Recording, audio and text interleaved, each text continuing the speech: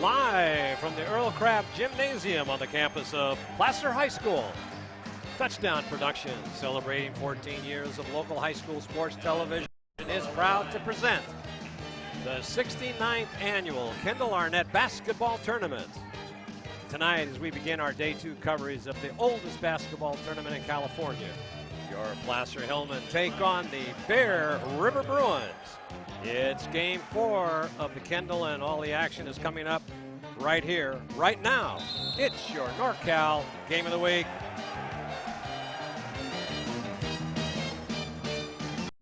Game 1, Game 2, Game 3 are now in the books as we get ready for our fourth game of the evening, featuring the home team, Placer Hillmen, against the Bear River Bruins here at the Earl Crabbe Gymnasium. And before we get to that Bear River game, we're going to wind down here with 1 minute and 3 seconds left to go in this 3:30 game as the Del Oro takes on a Nevada Union. And Nevada Union, scrappy as they are, just can't seem to shake Del Oro here, Marty. Del Oro lost in a very, very difficult battle against Del Campo yesterday. I thought they were one of the best teams in the gym, and they're showing it now. 69-62, minute left. Oh, Cordova almost let that get through his hands, but he recovers. Yeah, Nevada Union was trailing at halftime by 11 points. They've made a great comeback here, but they're still trail now by 7 points with 52 seconds left to go. So, and I'll tell you, and they just threw the ball out of bounds, and that should just about do it. You know, Marty, the Miners really never made it back over the top. They got down early. Like you said, they were down by 11 points at half. And as hard as they've tried, every time they've made a comeback, they've gotten to within 2. They just can't seem to put it over the top. Timeout here, call, Paul. Del Oro has some excellent outside shooters, and they rely on that outside shot. And, of course, here at the Earl Crabbe, you've got a three-point line that is just very seductive. They take those three-point shots, and they hit very high percentages. Yeah, with 7-point lead, the Del Oro Golden Eagles have pretty much got this one in the books for tonight. Looks like it.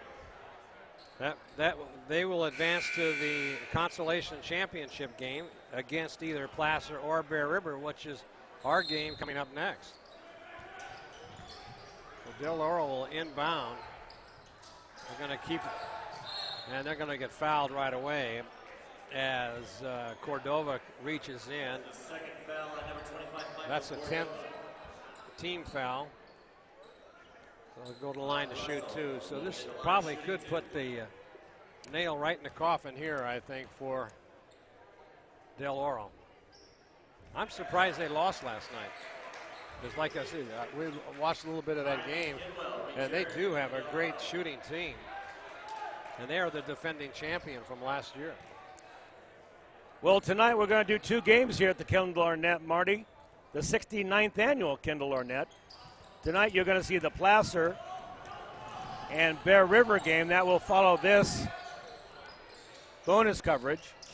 As we see a 3 from way downtown by Colin Lee. Doesn't go. He wasn't really set on that, but a foul was called, so they'll go to the line to shoot another 2. And then our second game tonight, the 6:30 game, you're going to all enjoy a battle. Del Campo will play Koufax, and Koufax has an excellent team. I of course, am a favorite of Koufax. I love the Falcons, but in this particular case, Del Campo showed up with a very large, tall powerhouse of a team. We'll have to see if Koufax can stay with them. We'll see that at 6:30. So, Marty, a lot of basketball tonight. Certainly do have that on the schedule. First one is miss. Next one is missed. Rebound with Lee. Get it down the court very quickly. A pause for a 3. Off the iron, doesn't go. So in desperation, Lee keeps it. That's Cordova, and he made it 3. closes it within 5 with 19 seconds. Not much you can do with 19 seconds, No. Marty, although I've seen you miss putts in that amount of time. Oh, gee. As I said, NU showing up with a very, very strong team, but just not able to get by two excellent teams, Del Campo and now Del Oro. So that will be the end of their Kendall Arnett tournament. Now they get to play one more game for 7th place. Oh, I guess that's true. Yes, it is. As we see the two teams consulting with their coaches, 19 seconds left.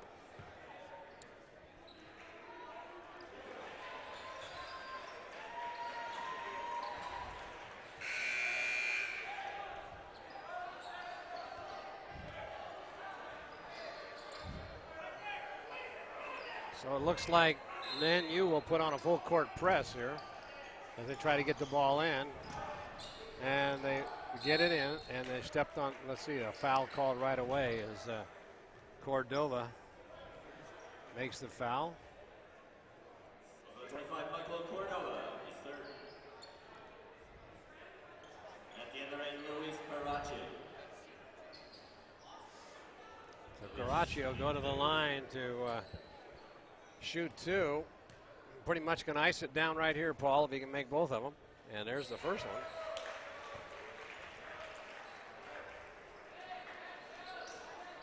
That makes it a two-possession game, so if he can put this one away, I'm afraid it will be unsurmountable for the Miners.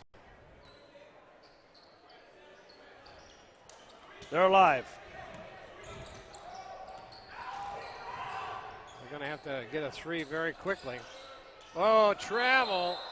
That'll do it. Basketball.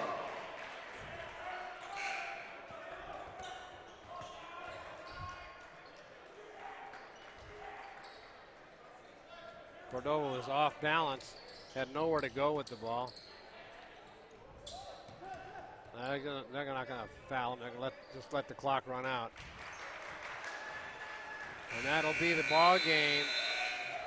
A 6-point victory for Del Oro as they win. They'll move on to play either Placer or Bear River. And we're here at the Earl Crabbe Gymnasium. Marty Mortensen along with Paul Brown would like to wish everyone a Happy New Year as our director outside in the Commander 2 is Gil Dominguez. And of course, the rest of the Touchdown Production sports team is here for day 2 of the Kendall, Paul. That's right, Marty. And, you know, one of the great things about the Kendall is that one admission price gets you to all 4 basketball games every day. That means basketball junkies like you and I really get our money's worth. And so the fans come from a long way around to see this tournament, and they're never disappointed. Both the Hillmens and the Bruins are coming off of losses in yesterday's opening round. And the winner of this game will advance to the consolation championship game tomorrow. For Bear River, it was a slow start last night in the first period when they were really undone by that 18-6 run by San Juan. That's sure the truth. And meanwhile, the Placer Hillmen ran into a tenacious Miraloma team who won in the final seconds to send the host team to the consolation bracket. So we're all set for game number 4. And when we come back, we'll get you updated with all the scores from yesterday. So as the teams here come on the floor and are starting to warm up, we'd like to remind you that you're watching exclusive coverage of the 69th annual Kendall Arnett basketball tournament right here on Touchdown Sports Productions.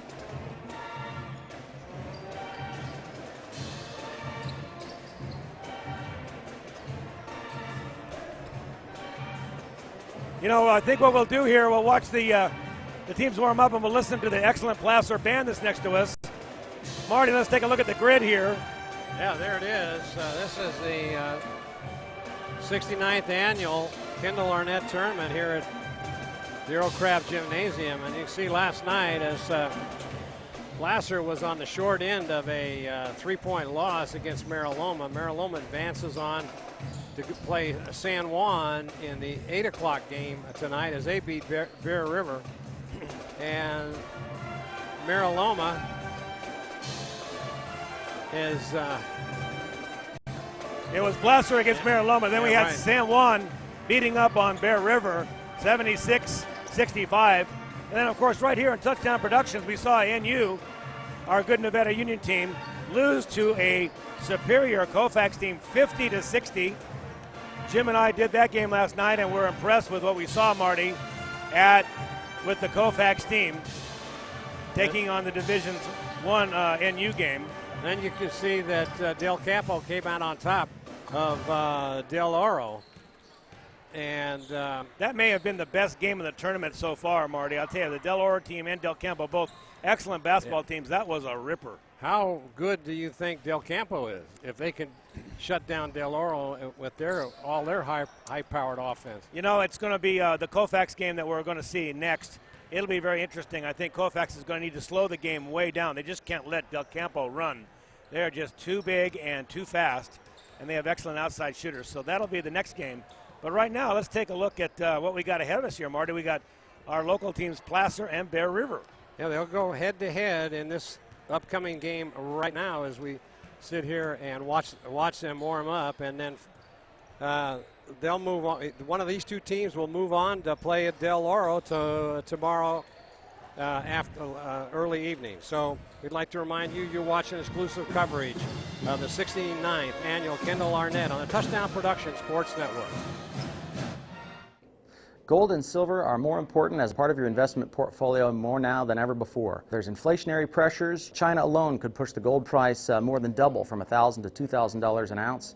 Hi, my name is Jason Hommel and welcome to the JH Mint. Here at the JH Mint we have all sorts of gold and silver. We have about 200 ounces of gold. We have about 20,000 ounces of silver or more in stock. We also assay or scrap gold jewelry and placer gold, and we will be here for all of your gold and silver investing needs Monday through Friday, 10 a.m. to 5 p.m. Mike Bratton is the neighbor you can count on for your most important insurance decisions, 24 hours a day. The first step begins with a phone call. Hi, I'm Mike Bratton, your good neighbor State Farm agent, and I look forward to hearing from you. Since 1984, my team and I have been educating clients and developing long-term relationships through personalized and professional guidance on their insurance programs. We will put you in the driver's seat and strive to enhance each encounter you have with us. Like a good neighbor, State Farm is there. The Painter family's been feeding Nevada County since 1959, and October marks 51 years serving you. SPD Market is proud to be the only IGA family-owned and operated market in the area. You're sure to see your friends and neighbors in Grass Valley or Nevada City.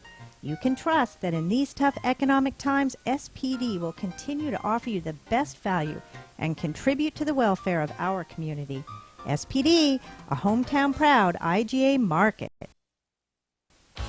The Beam Center joins forces with Admiral Electric to offer you electrical services for your home and has a new line of whole house fans which will save you energy.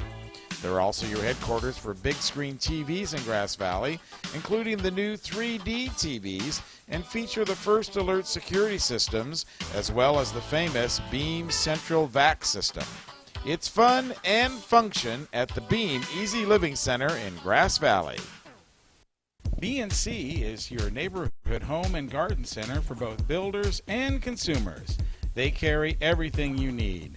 In their garden center, you'll find a complete nursery along with expert advice on trees, shrubs, perennials, and garden enhancements. They're open 7:30 to 6 Monday through Saturday and 8 to 5 on Sunday. So start right, start here at B&C True Value Home and Garden Center in the Fowler Center, Grass Valley. Well, welcome back to the Earl Crabbe Gymnasium on the campus of Placer High School. Paul Brown, Marty Mortensen bringing you all this exciting action here in the fourth game of our scheduled telecast. And Paul, what do you got for us in the way of some stats on both of these teams? You know, you look at these two teams, Marty, and surprisingly, they're a very, very close matchup. The Placer team has won a few more games than Bear River at this point, and we have seen both teams play now here in the Kendall, and they have very similar styles, Marty. Statistically, Bear River has the advantage in scoring. They average 57 points a game, and Placer is only averaging 51. Their overall record is 5 wins, 7 losses for the Bruins, 5 wins and 5 losses for the Hillmen. And if you break it down, home losses to away, the Hillmen are definitely better at home, so you'd have to think that there was an advantage here, of course, in this wonderful stadium that we are here at the Earl Crabbe. Last, we also saw a couple of key players to watch for Bear River. I thought Justin Biskeen was an excellent player. He played well without the ball. He is a sophomore, number 11. You will see him.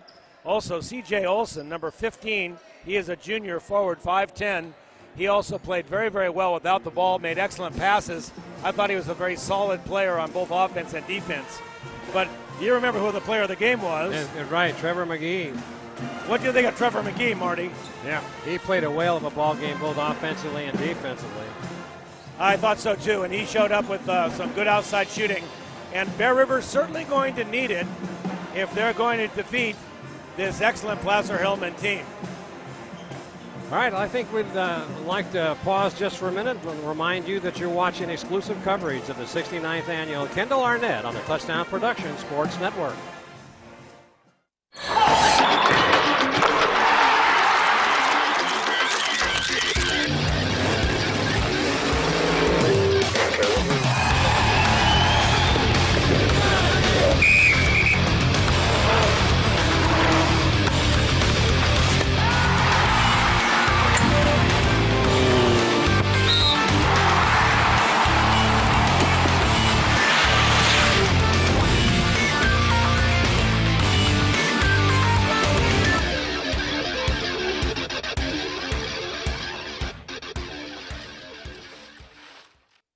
Hi, my name's Mark from Swayze's Public Wholesale at 140 East McKnight Way. At Swayze's, we have all kinds of automotive tools. We have all kinds of fasteners, 3 different pitches of metrics. We have safety equipment. And don't forget our glove world. We carry over 600 styles of gloves. If your canopy was damaged this winter, we have all the parts and supplies to fix and repair it or expand it. It's Swayze's Public Wholesale. We have everything you need for everything you do.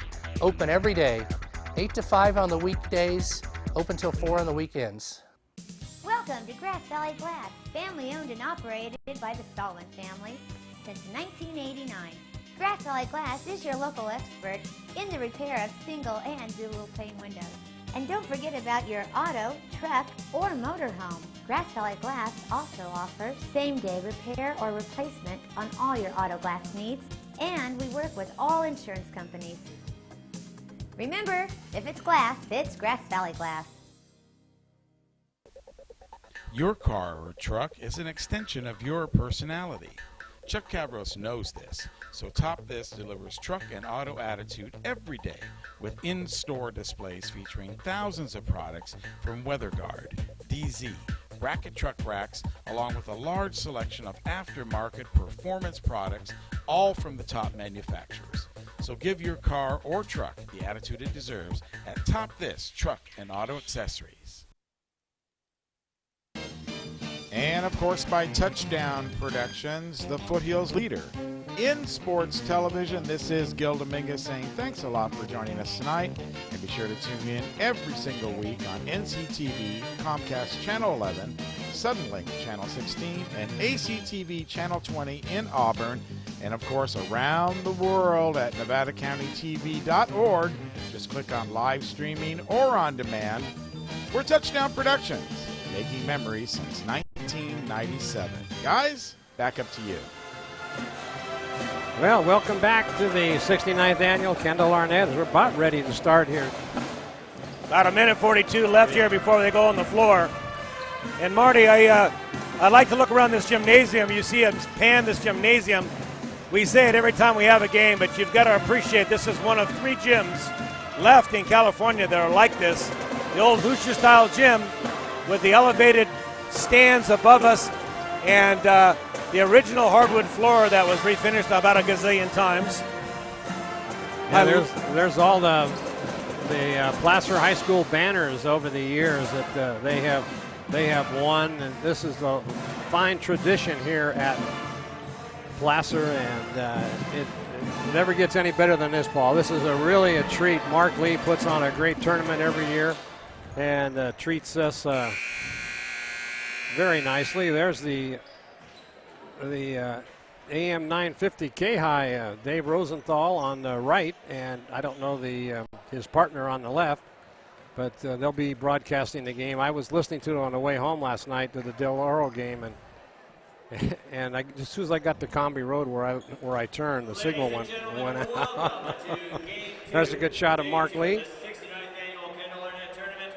He's the athletic director and the basketball coach here for Placer, and the tournament director, and he puts on a very fine tournament every year. So I think we'll pause now for the playing of our national anthem.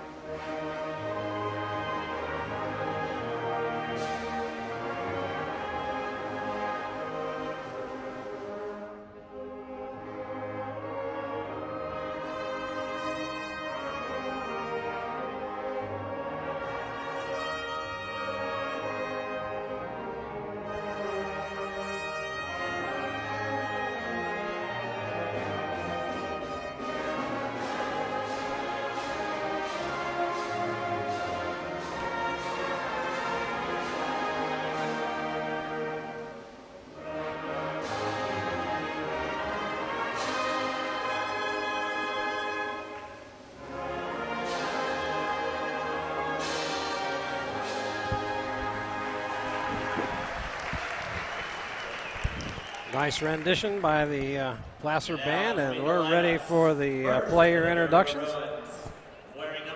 Starting lineup. Trevor McGee. Number 11, Justin Biskeen. Brandon Wooner comes out, greets Mark Lee. C.J. Olson. Johnny Cassar. And Dwayne Gansky's back in town to run the team here tonight as he got hung up in that snowstorm back east. Wearing number 12, Peter Keene. Peter Keene coming out first. Number 15, Alex Knox. And then Ellis Knox. Number 20, Jordan Smith. Jordan Smith, the junior guard. We'll see a lot of him tonight. Number 22, Michael Wiebelhaus. And that's Michael Wiebelhaus. And number 43, Isaiah Pinero. And Isaiah Pinero, who will be their sophomore center tonight. We'll see him ballot out of the basket with Wooner. So as the Placer High School band plays on, we introduce the referees for tonight's game. Jonathan Nagel and David LaBose. As David LaBose will bring the players out to center court and do the tip-off. We're about ready to go. How are we doing on time? Does the tournament normally starts right on time? Well, it's running a little bit late because they had a lot of fouls going on in the last. But they'll make up. Here we go. Going out to for the jump is Wooner. He is a junior, 6'3", going up against Alex Knox. Bear River with the ball. Up court. Trevor McGee. Biskeen in the corner. Back out on top to Wooner. Trying to find some place to go. There's a set for a three. It's only a two. He's on the line. We saw Biskeen go off for 22 points in the losing effort earlier And now there's a push on the floor.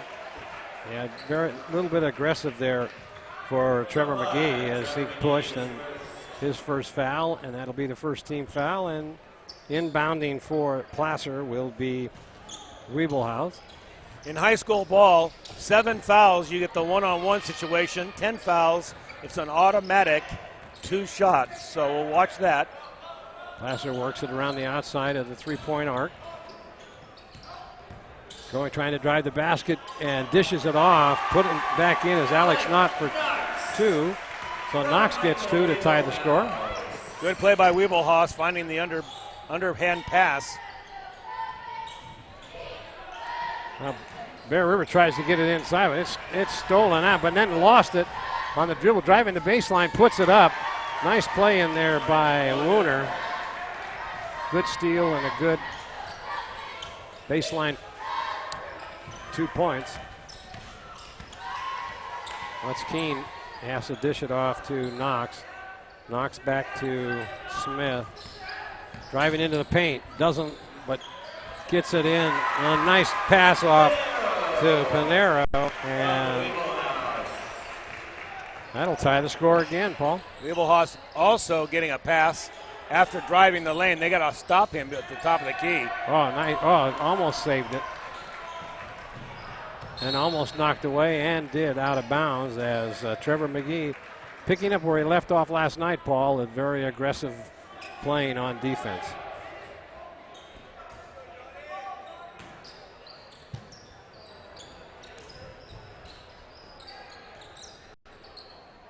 Well, Knox has to throw it across court to Panero. Back over to Smith. Smith dishes it off. Now they keep working it to the outside, trying to get in. Can't do it. Double team. Smith drives in, and then it gets knocked away from him, but it'll still be Placer ball. Placer trying the front court weave to break down the zone defense. Now Bear River's going to go into man-to-man on the inbound. Wooner came over the top. First foul for Wooner.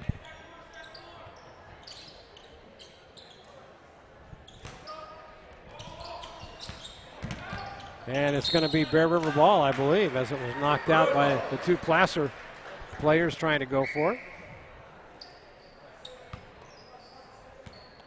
Coach Gansey signals in the play as McGee brings it up the court. Goes to the outside, tries to drive the paint line. Paint pushes it up, doesn't go. And there's a spin move. I don't know where it traveled. Well, there's a turnover, 4-4, 5:43 left to go in this first period.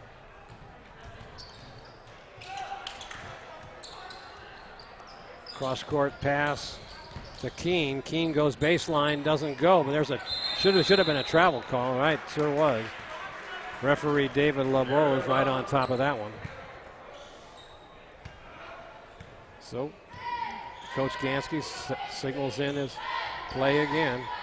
Driving all the way into the paint. Oh, forced up, but he was hit on the arm, and he'll go to the line to shoot 2.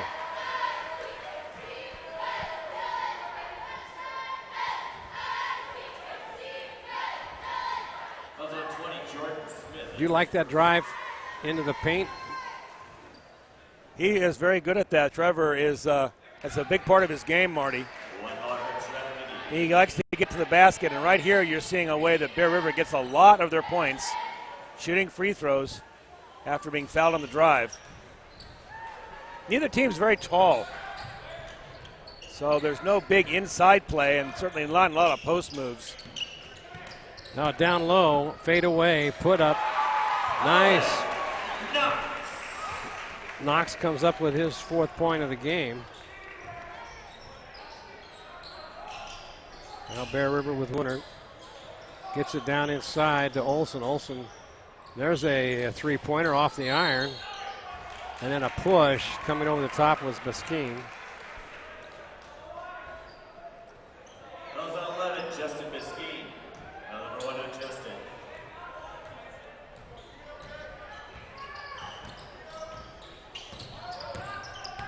So Bear River Oh, down low, fade away. Look at that's almost like a gimme there, but let's see who's going to be called with the foul. Looks like about over the back by number 22. That's Wiebelhaus. Both teams still in the feeling out stage here. 4:40 in the first quarter. These are shortened quarters here at the Kendall Arnett. 8 minutes, so you got to get after it and get it done early. Here comes McGee. He gets stopped, and there's a feedback, and that ball's blocked. Nice defensive move by Placer. Here's Smith in the corner inside. Oh, that's looks pretty easy, doesn't it? Well, Feed Knox inside like that. Bear River didn't get back. They still had 2 players back. They didn't get them down court. There wasn't enough defenders. Bear River works it around. There's a three-pointer going up. Nothing but net for 3 for Trevor McGee. That'll tie the score. McGee with his 4th. That should be a charge. It is. Yes, it is. That was, once again, McGee doing it on offense and defense, Paul.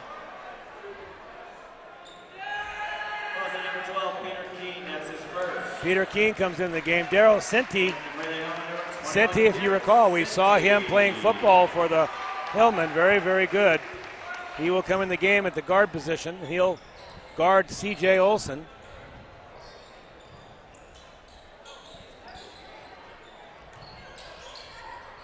There's another one that's hit by McGee. And again, they beat him down the court. CJ had to foul him. Yeah. He just flat beat everybody down the court. They were watching him go by.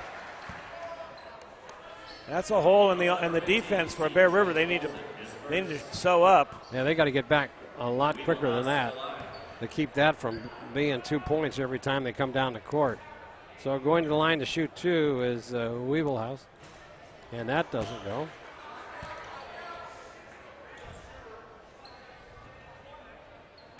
These 2 teams will meet twice more in the PVL League.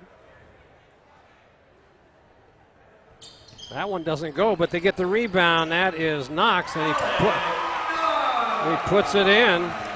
His 8th point. He's got 8 out of the 10. Bear River now working it outside the 3-point line. Oh, that was a nice play, but it was intercepted nicely in there by Knox.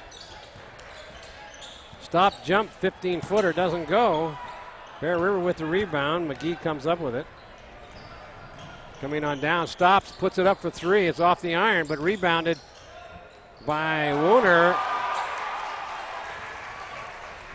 Here they go again, and now there's going to be a call to charge.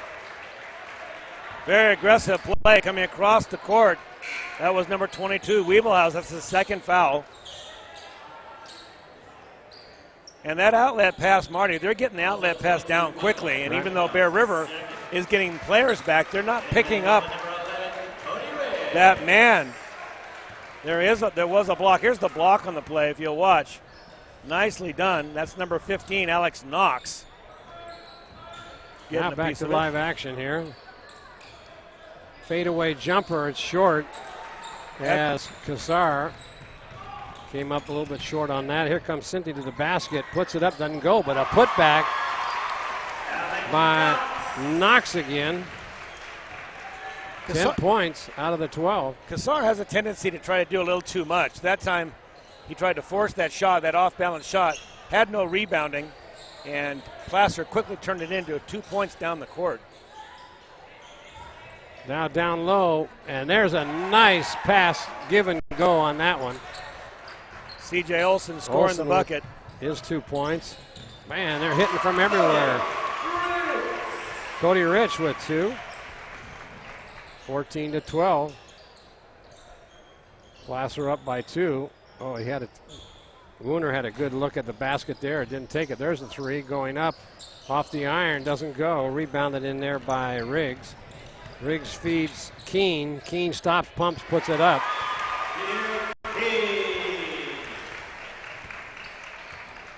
So Placer putting on a little bit of a clinic here, Paul. Well, Bear River's only down by 4 points early here. And with shooting like that. There's a three from McGee. McGee better keep making those three-pointers. He keeps bailing Bear River out. 1 point game. 16-15 here in the quarter with 1:07 left. Pass across court to Riggs. Now they get it back. Pinero, and that's stolen away. A breakaway coast to coast. And nice layup in there by Justin Biskeen. That puts Bear River up by 1 point. As the clock runs down to 44 seconds. Trying to drive the baseline, fadeaway jumper, puts it up, doesn't go, and it's going to be a foul called, it looked like. Should be the 5th team foul. Yeah, it appears so. Let's see if they call it on. They're going to call it on 43. Pinero. Yeah, Isaiah Pinero picks up his first. And for the Hillmen, number 25, Josh Turney, 33, Old Switzerland. And for the Bruins, So Josh Turney, very good football player, is in the game.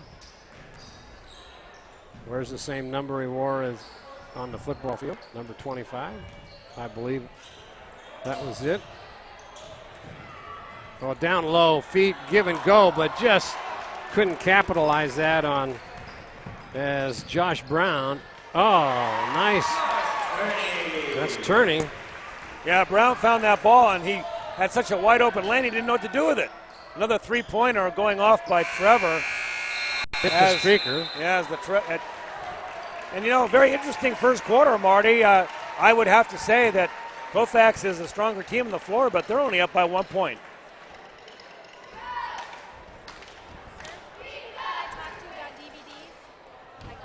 So there we have the scoreboard. You can see both teams talking to their coaches.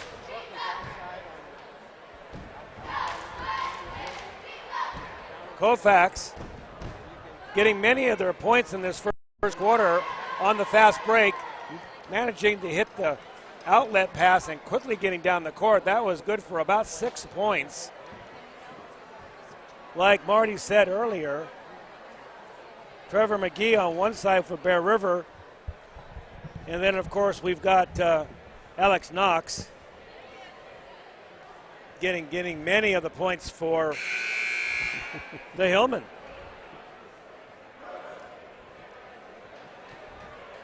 There's the follow-up. Look at this, all the way down. He misses, and then a nice little follow-up. And that is Alex Knox. Knox tonight getting, looks like, about 12 points so far. 12 of the 18.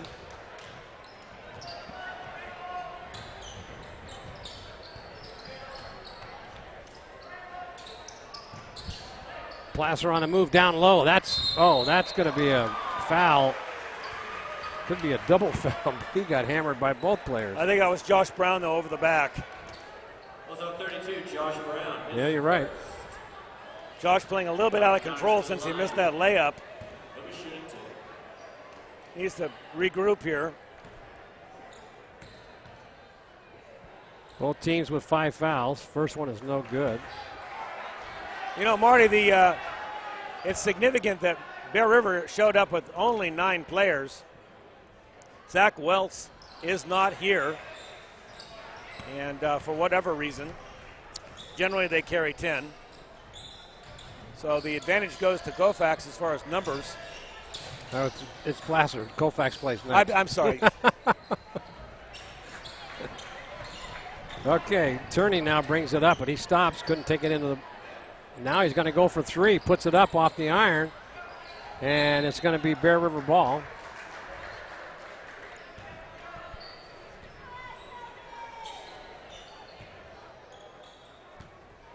McGee will bring it up. 18-17, 7:15 left in this first half. Both teams struggling a little bit all of a sudden. McGee now looking for some help. He gets it. There's a three-pointer off the iron, doesn't go. Rebounded by Knox. Oh, nice save in there, but they get it. Oh, good no-look pass. Puts it off the iron. That was Turney.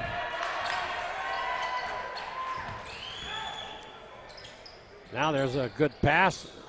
Doesn't go, rebounded. In there by Backus.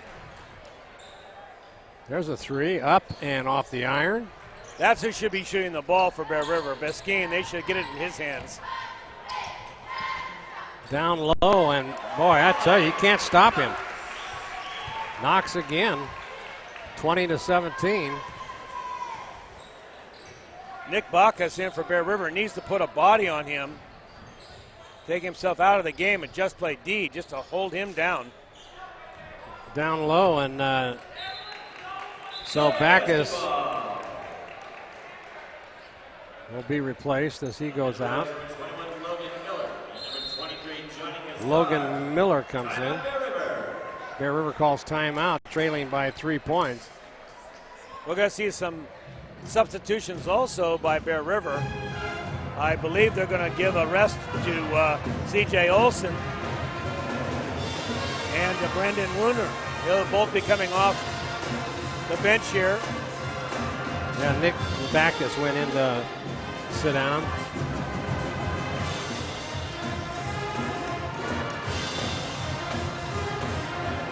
Good shot at the Colfax bench.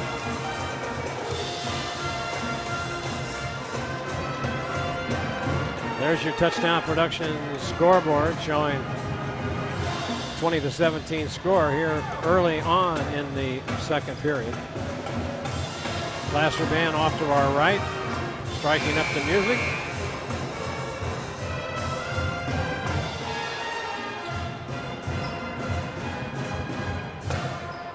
That's great that they can get the band out and all of the student body to come out to the game every year, even though it's no school this for the past 2 weeks.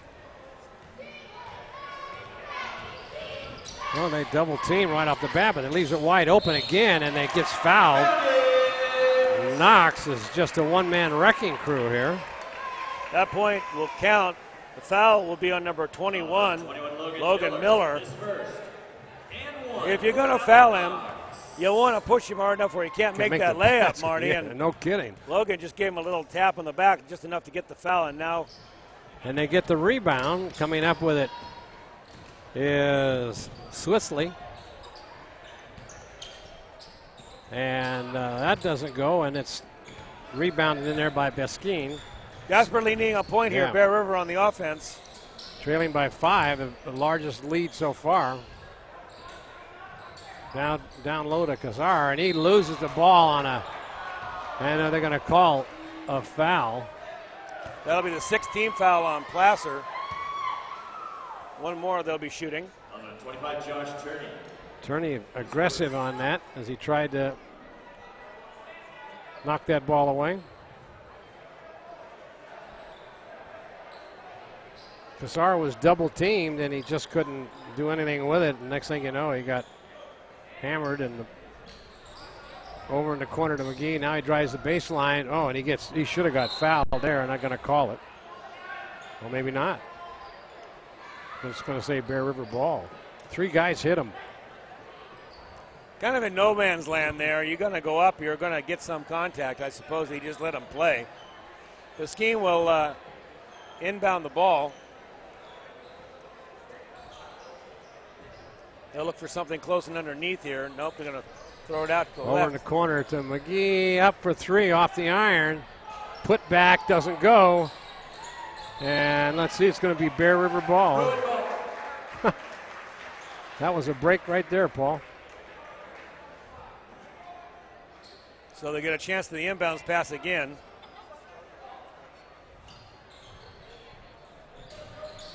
Fadeaway jumper for 3. No, they're only going to give him 2. Nice shot by Beskine. Yep. Just a catch and shoot, very difficult. Knox puts it up again. How are you going to defend that? You got to keep him out of the paint, Marty. Yep, sure they got to do. muscle him out of the paint. They're giving him too good a position inside. You got to keep him from getting that spot. There's McGee now. He gets it down, a no-look pass, and it's going to be stolen away in there by Swissley. No, there's a no-look pass. It doesn't go. McGee with the recovery. He'll bring it up the court. Tries to drive in, fadeaway jumper from 12, doesn't go, and somebody gets fouled. Looks like they're going to put it on number 15 for Placer. That'll be Alex Knox. That'll be his second. And they will go to the line. So Backus will go to the line to shoot 1 and 1. Nick Backus to the line shooting.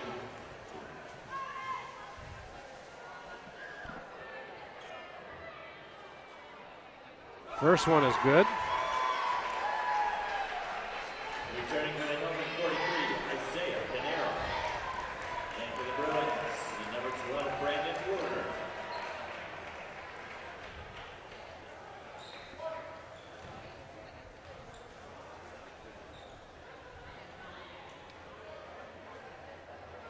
Got both of them. 3-point game. Down low, and it's going to be almost lost as Turney comes up. Baseline. No foul called as Bear River with the rebound over in the corner to Cassar. Now they get it down low and couldn't do anything with it. Get it over in the corner to Wooner. Wooner got no place to go. Now he takes it in the paint and he gets blocked. He gets it back. And now he sets it up for a shot. Doesn't go. He gets it back again. Saves it. And there's going to be a foul call. Let's see, who was it? It looked like 21, Senti. So that will result in more free throws. Yep. Also 21, Darren Senti. And at the rate that Bear River is putting the ball in the basket from the field, these free throws are adding up. Yeah, they can't seem to. It's just like last night in that first period. That ball was just rolling around the rim. They just couldn't get it to drop. They're going to give Beskine a breather. 3 minutes left here. 3:57. So Miller gets the first free throw.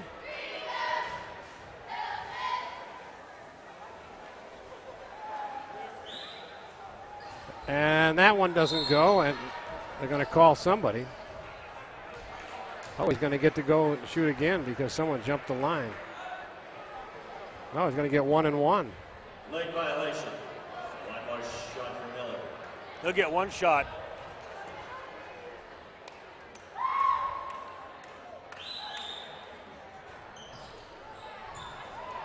So now with the rebound, Pinero bring it up the court very quickly, get it out for a three, and the ball gets kind of hung up.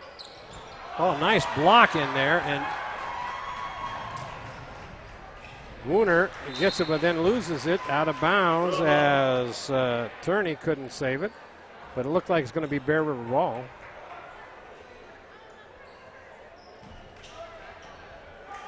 So Knox comes back into the game. Coach Kansky's going to keep his starters on the bench as long as he can. The second squad here is actually doing a pretty darn good job. They are. They're getting to the line and scoring some points. Now here's Cassar, top of the key, no place to go. They double team him, get it down low, and it's going to be fouled. So Knox comes back into the game and immediately gives up a foul. And that's it's Swissley. Wooner will be at the line. Wooner, a very good free throw shooter.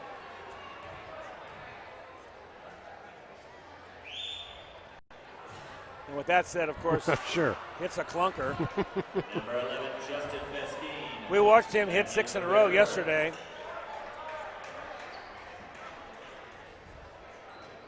Beskine comes back in with fresh legs.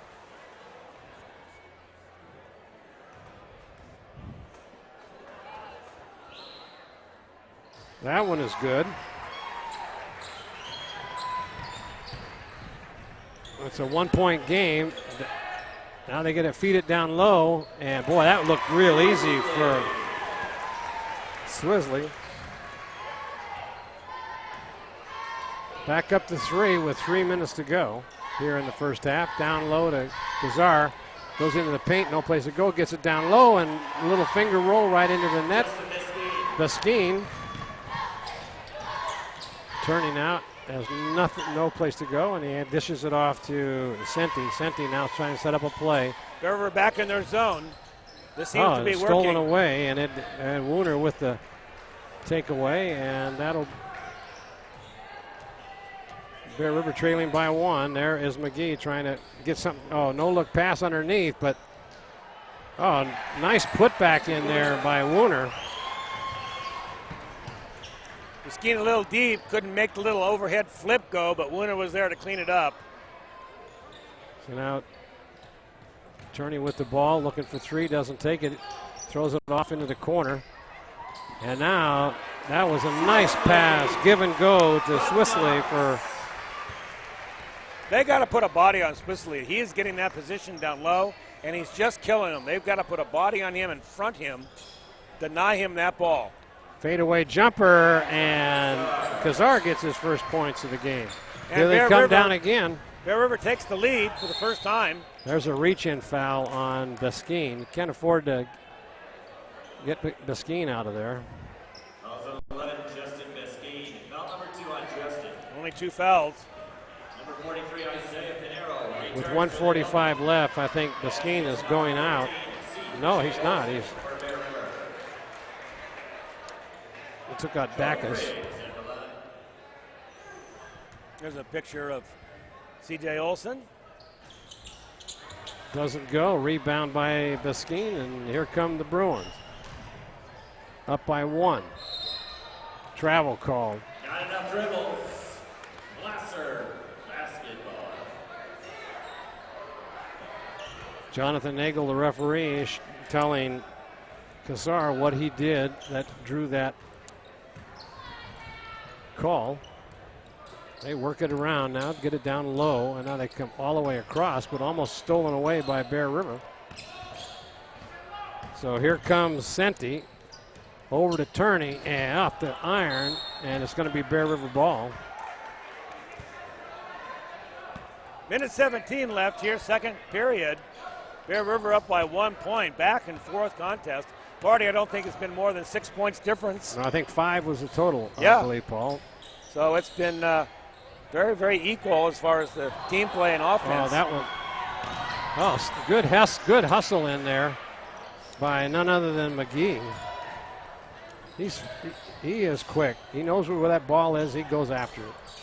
Down low now to Wooner. Wooner looking, gets it on over to McGee. Over in the corner for Wooner. Nobody there, and he comes up short with it. You know, they seem to be daring Wooner to take that shot, Marty. They gave him it all by himself. Timeout called, you're right. On the top of the key, and then they gave him the same shot again on the side. Finally, he took it. He can hit that shot. He's a little frustrated. You can see him as he's got his head down as he goes back to the bench. Yeah, there was nobody out there on him at all, Paul. And he had a good look at the basket and just couldn't deliver with it. Sometimes when a coach recognizes a cold hand, he'll have his defender back off and just let him shoot. That's a good strategy sometimes, especially with somebody that likes to shoot the ball like Wooner. If I was the coach Gansky, I'd just tell him to keep shooting. The hit will start to fall.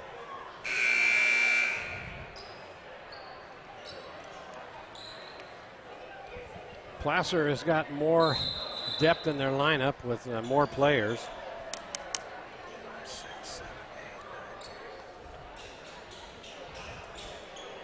Yeah, the Del Oro NU previous game in front of us was 64-58 in favor of Del Oro.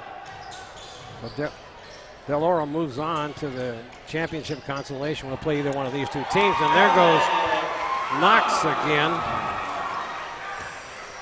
That's just too easy. Well, Bear River going to try to get the last shot in. Get it over in the corner to Olson. Now they get it back to Wooner. Back to McGee at the top of the key.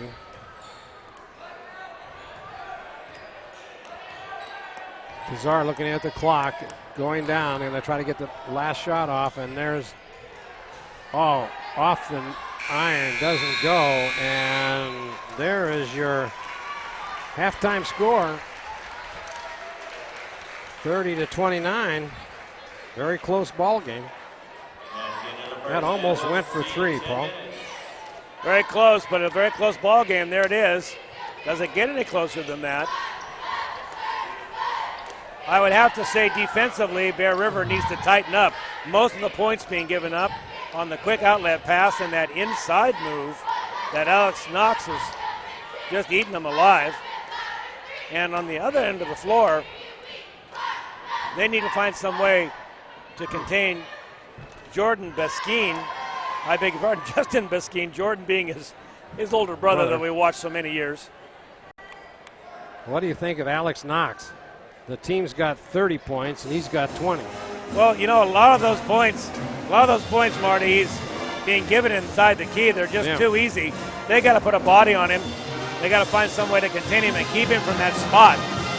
And until they do, Coach Gansky is going to have a very long night unless he can find some way to muscle him out of the key. All right, I'd like to remind you that you're watching exclusive coverage of the Kendall Arnett 69th Annual Basketball Tournament on Touchdown Production Sports Network. Gold and silver are more important as a part of your investment portfolio more now than ever before. There's inflationary pressures. China alone could push the gold price more than double from $1,000 to $2,000 an ounce. Hi, my name is Jason Hommel and welcome to the JH Mint. Here at the JH Mint we have all sorts of gold and silver. We have about 200 ounces of gold. We have about 20,000 ounces of silver or more in stock. We also assay or scrap gold jewelry and placer gold, and we will be here for all of your gold and silver investing needs Monday through Friday, 10 a.m. to 5 p.m. Mike Bratton is the neighbor you can count on for your most important insurance decisions, 24 hours a day. The first step begins with a phone call. Hi, I'm Mike Bratton, your good neighbor State Farm agent, and I look forward to hearing from you. Since 1984, my team and I have been educating clients and developing long-term relationships through personalized and professional guidance on their insurance programs. We will put you in the driver's seat and strive to enhance each encounter you have with us. Like a good neighbor, State Farm is there. The Painter family's been feeding Nevada County since 1959, and October marks 51 years serving you. SPD Market is proud to be the only IGA family-owned and operated market in the area. You're sure to see your friends and neighbors in Grass Valley or Nevada City. You can trust that in these tough economic times, SPD will continue to offer you the best value and contribute to the welfare of our community. SPD, a hometown-proud IGA market. The Beam Center joins forces with Admiral Electric to offer you electrical services for your home and has a new line of whole house fans which will save you energy. They're also your headquarters for big screen TVs in Grass Valley, including the new 3D TVs, and feature the First Alert security systems as well as the famous Beam Central Vac system. It's fun and function at the Beam Easy Living Center in Grass Valley. B&C is your neighborhood home and garden center for both builders and consumers. They carry everything you need. In their garden center, you'll find a complete nursery along with expert advice on trees, shrubs, perennials, and garden enhancements. They're open 7:30 to 6 Monday through Saturday and 8 to 5 on Sunday. So start right, start here at B&C True Value Home and Garden Center in the Fowler Center, Grass Valley. Back here at the Earl Crabbe Gymnasium on the campus of Placer High School, Marty Mortensen along with Paul Brown saying thank you for joining us tonight. Be sure to stay tuned after the game as we announce the Touchdown Productions Player of the Game presented by Stuckey Engravers. Once again, Paul and I will select the most deserving Bear River or Placer player and honor them with the Game of the Week plaque. So stay tuned for the Touchdown Productions Player of the Game Award presented by Stuckey Engravers. Coming up immediately after this Kendall Arnett telecast. So let me get this straight, Marty. We can either have a Placer or a Bear River player. That's right. So it'll be the best player on the floor so far. Let's talk about that quickly. I would say for Bear River, Trevor McGee, as he was last night, and Justin Beskine. Justin, I think, doing an excellent job for Bear River. You could also make comments for C.J. Olson and Brandon Wooner, so we'll keep an eye on them. There isn't any doubt about who you'd have to say of it. It's Alec Knox, obviously. He's doing a great job on scoring. Yeah, all he does is come down the court, just stand outside the paint, wait for a dish, puts it up. And Bear River's got no stop for him. Next game we're going to see directly following this Bear River Placer game, we're going to see a Koufax Del Campo team that should rock the place. Both teams are excellent. And it's going to be a real Donnybrook here coming up next here on the Touchdown Production Sports Network. What's it mean by Donnybrook? What's a Donnybrook? We're gonna. Donnybrook is. I mean, is there a guy by the name of Donnybrook? Yeah, Donnybrook. He fishes in the. Oh, industry. he's got that guy. Okay, works, good. Yeah. You're watching the exclusive coverage of the 69th annual Kendall Arnett on the Touchdown Production Sports Network. I knew a Donnie Brooks once, but I.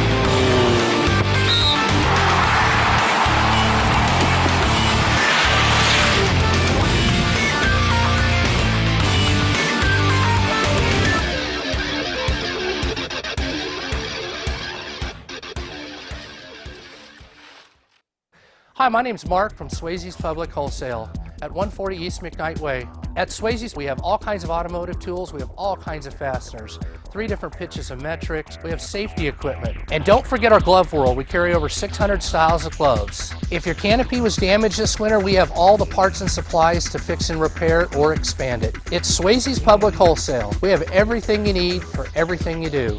Open every day, 8 to 5 on the weekdays, open till 4 on the weekends. Welcome to Grass Valley Glass, family owned and operated by the Stallman family since 1989.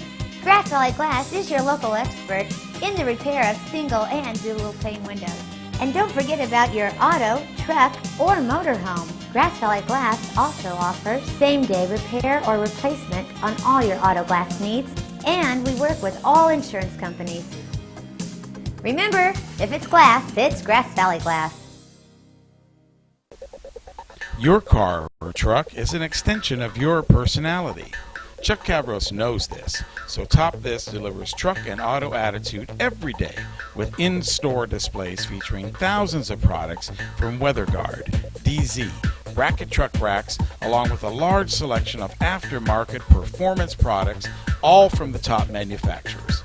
So give your car or truck the attitude it deserves at Top This Truck and Auto Accessories. And, of course, by Touchdown Productions, the Foothills leader in sports television. This is Gil Dominguez saying thanks a lot for joining us tonight. And be sure to tune in every single week on NCTV, Comcast Channel 11, Suddenlink Channel 16, and ACTV Channel 20 in Auburn. And, of course, around the world at NevadaCountyTV.org. Just click on live streaming or on demand. We're Touchdown Productions, making memories since 1997. Guys, back up to you. Back here at halftime at the Earl Crabbe Gymnasium for the 69th annual Kendall Arnett basketball tournament. And our score here at halftime, Placer up by 1 point over Bear River in a very close contested ball game, 30-29, as both teams have come back on the court. So, Paul, what do you think? I think we're going to see out of both of these two teams here. You know, Marty, I think we're going to see adjustments by both coaches on defense. They do play these teams 3 times during the season. This is the first. And I think this is a feeling out game. They're finding out what they can and can't do against each other. I think to Coach Gansky's credit, Bear River's lucky to be in this game. They're only down by 1 point, and they actually did take the lead early or late here in the second quarter. So we'll don't forget, yeah, there you go, Paul. All of the programs are now available that Touchdown Production has produced on DVD since 1997. You've got a favorite game or favorite production that Touchdown has done, give Gil a call, and at 274-2206 or right on the email at gill@touchdownproductions.com. Here we go. It's Bear River ball on the inbound. McGee will bring it up, and let's see if Bear River can put something together here in this second half. There's a three going up, and it puts up an air ball. It looks like Kazar thought he was fouled on that, but no call by the referee. Our referees tonight, Jonathan Nagel and David LaRose.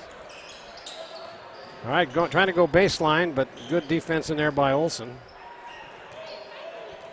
Both teams got their starting lineups in to start this second half. Bear River's coming out in a man-to-man. They alternate back and forth between man-to-man and zone. There's a ball that was partially blocked in there. And over the top, and nice play by Olsen for two. Puts Bear River back up on top. And trying to cut, but Olsen pushes off as Ryan Murphy came, as Wiebelhaus tried to go by. Keene at the line.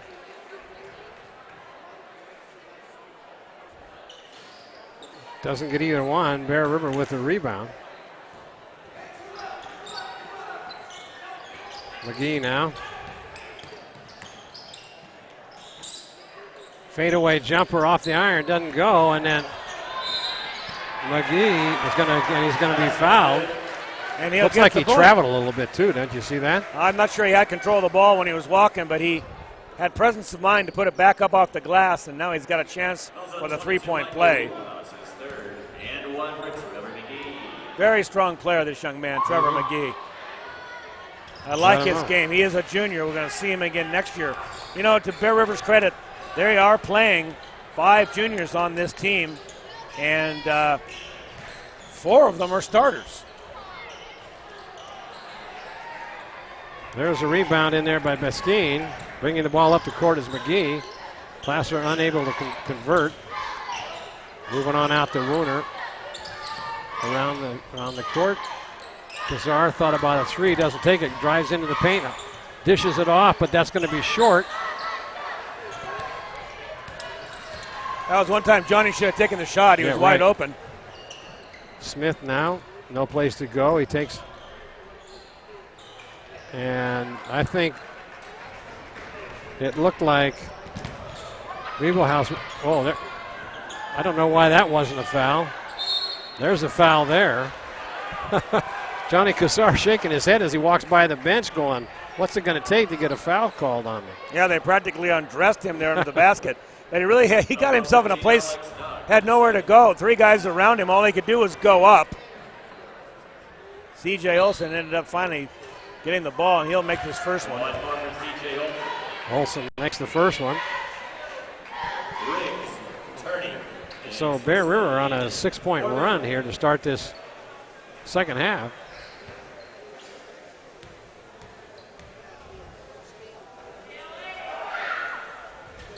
That doesn't go, and coming down with the rebound is knocked.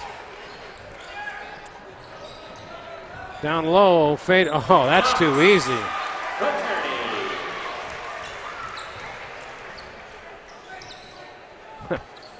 Coach Gansky yelling at his team, trying to. There's the three going up and off the iron, but good hustle in there by Wooner. And there is a three-pointer as Trevor McGee backs up. Oh, stolen away. Heads up play. Long pass down court, but then stolen away by Riggs. Gets it on over to Turning. Oh, that's too easy. Good ball movement by Placer. They're finding the open man, and Bear River's not picking their men up. This is one of the problems when you alternate back and forth between man-to-man and zone. You don't know whether you should pick a man up or go to your zone position, and I think that's the problem right now that the Bear River team's having. They are now going to go back to man-to-man. I see Coach Gansky signaling man-to-man.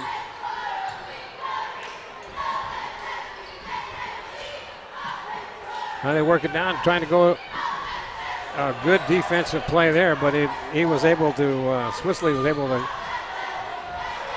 watch this. Oh, they're going to be fouled. Well, they kept them from the 2 points, but so going to the line will be Keene. Fouls on 15. C.J. Olson is second. C.J. Olson has 2 fouls. We'll keep an eye on that. To the line. They'll be shooting 2. So we'll take a breather here to shoot some free throws. 34-38, Bear River leads. 4 minutes and 45 seconds in the third quarter.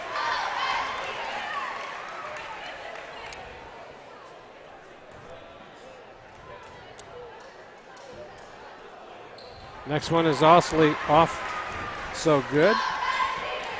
Keene with 6 points. Back to a 2-point lead now. Had it to 6, and Placer goes on a run. There's a 3. They're not taking good shots. Turney drives in, doesn't go, and it's going to be Placer ball.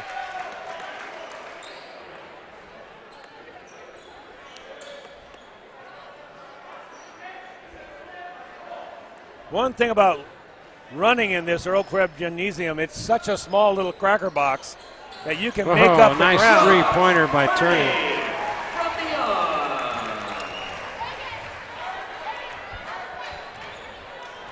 Closes within 1 now. No, Bear River trails by 1.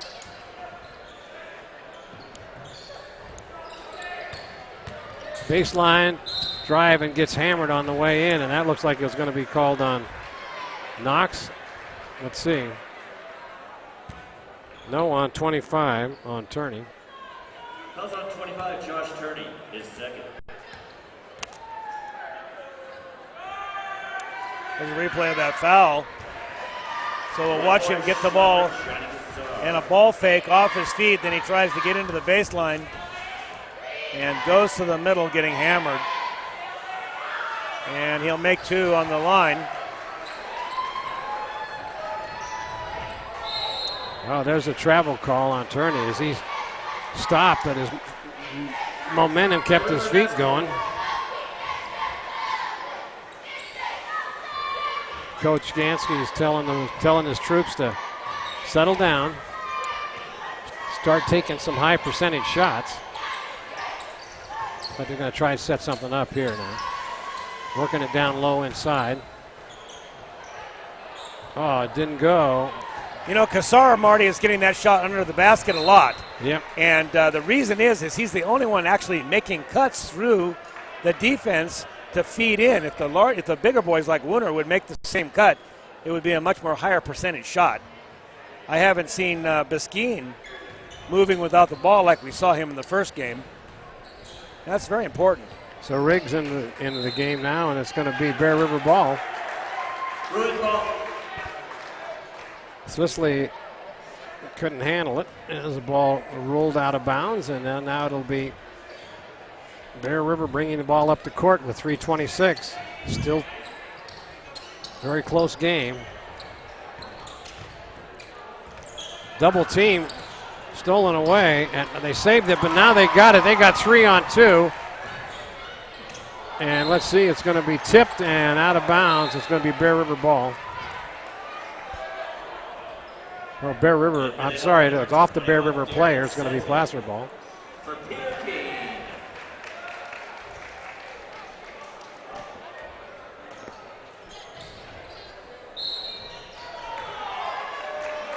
See a foul called.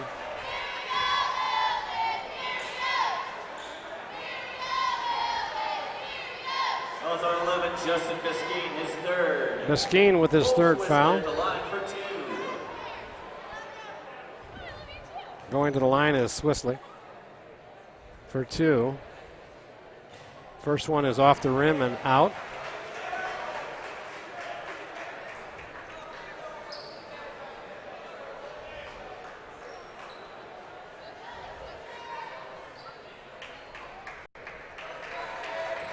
Coming into the game is Brown. And also Backus. That one is good. 5 points for Switzman. 3:04. McGee brings it up. Drives into the paint, puts it up, doesn't go, but is he fouled? Looks like it. He'll go to the line to shoot 2. That's on Knox. Fouls on 15. Alec Knox is third. That's 3 on Knox. That's big. Keep an eye on that. He's got a quarter plus some to play. They can't have him off the floor if they're going to win. They'll take him out wisely. Mark Lee will take him out and set him down for the rest of the quarter.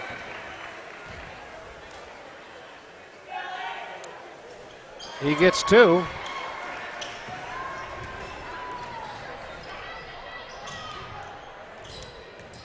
Now Placer on the move here, trailing by 2. Over in the corner, all the way across court. They're trying to work it around, and there's up for a three-pointer off the iron. Rebounded nicely in there by Backus. McGee will bring it up. Gets it over to Kassar. Tries to take it in, can't go anywhere, and Backus now dishes it off to Wooner. Cross court. Oh,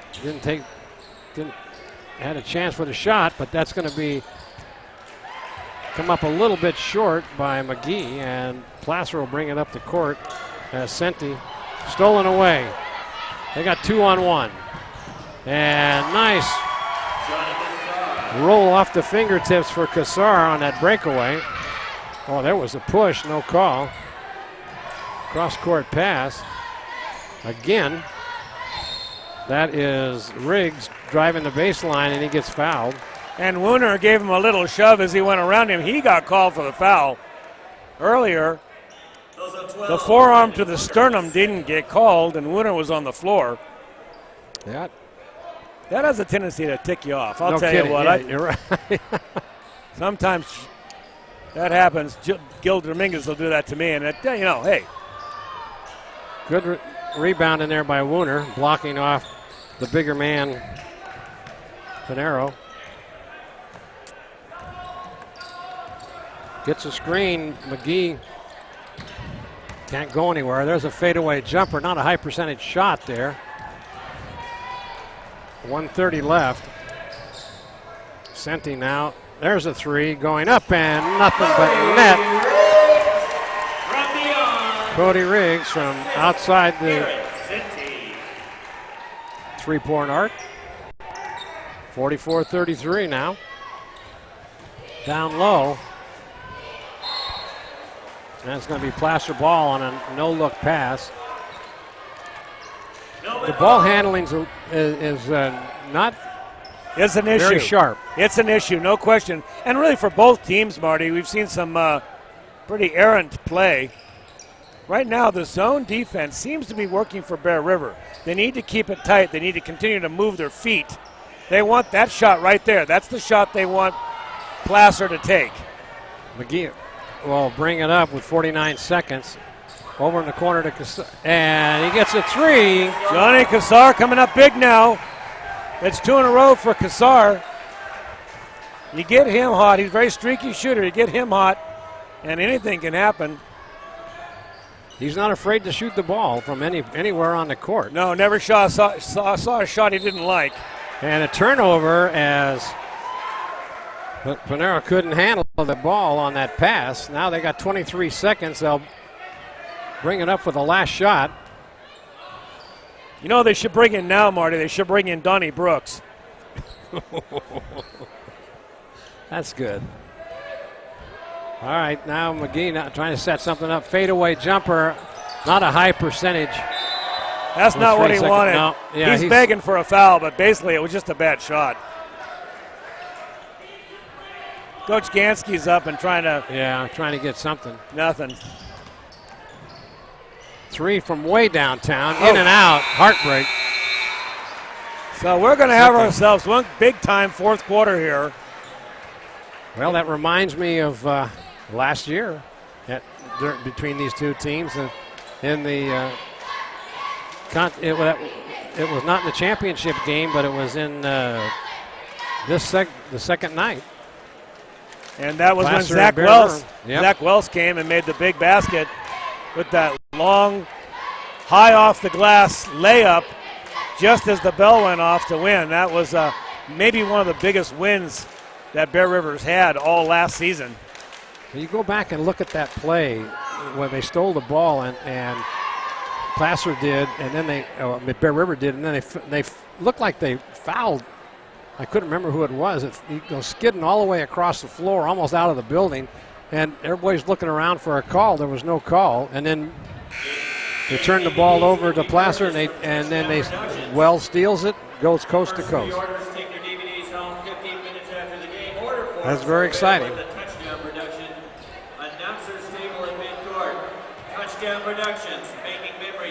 So we'll see what kind of final finish we have here. 8 minutes to play.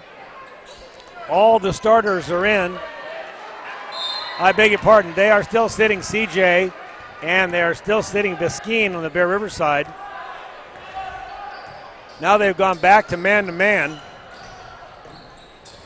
Now Placer moves it around. Gets it on over to Senti.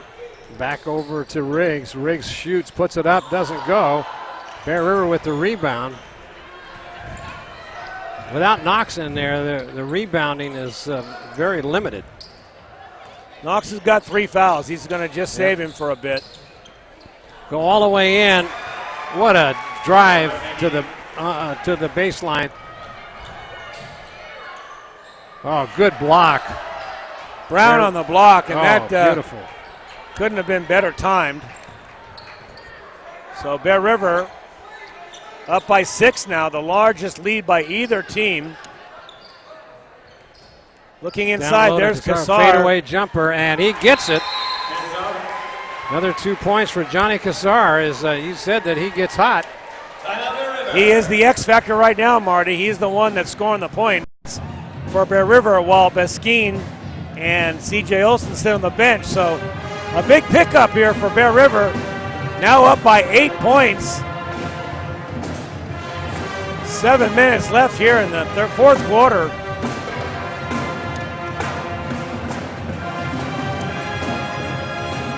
Bear River bench talking it over.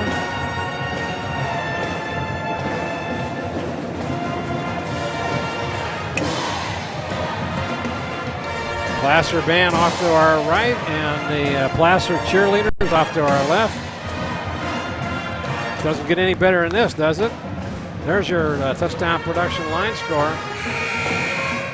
Bear River with an 8-point lead, largest lead of any team so far in this game tonight.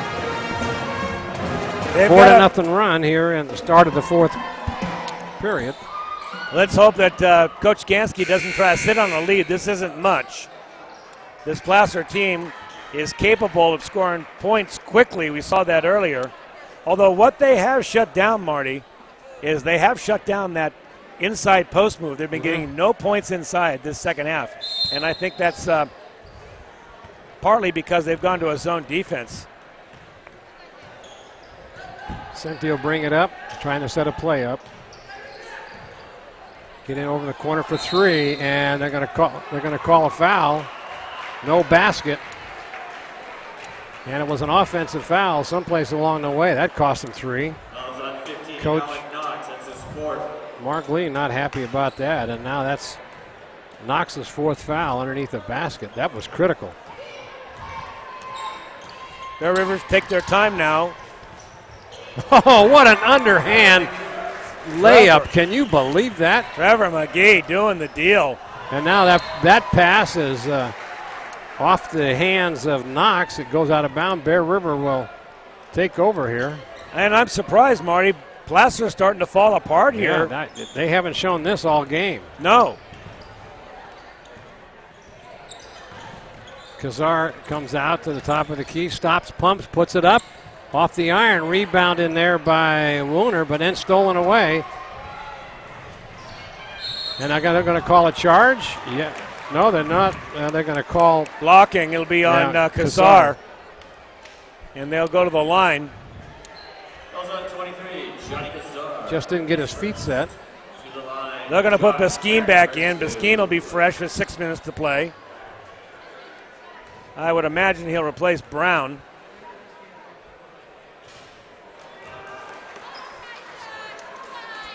And Brown will come off the court. Number 11, Justin Biskine. You know, I love Justin Biskine's game. It's very much like his brothers. If you'll compare the two, they're about the same size.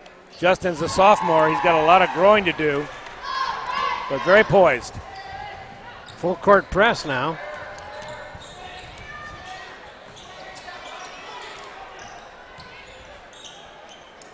Biskine now looking over the defense. See what they can set up, trying to get something down low. And they do, but then fadeaway jumper off the glass. Nice move in there by Miller.